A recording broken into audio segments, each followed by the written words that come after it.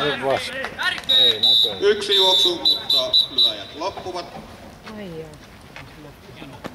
Ensimmäisen aloittava on pelattu. Tampere johtaa 1-0.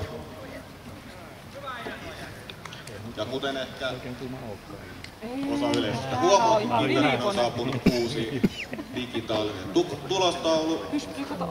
Käymme nyt nopeasti läpi, miten se toimii. Ylhäällä keskellä näkyvät vuoroparit. 32,5 oli. Joo, Saarissa. Ja siinä vuoroparien vieressä näkyy molempien joukkojen juoksut. Tampereella niitä on 1, Kinnerillä toistaiseksi 0. Tosi lämmintä. Alhaalla keskellä näkyvät palot. Oli. Se oli 30. Ja siinä vieressä viimeinen lyöjä.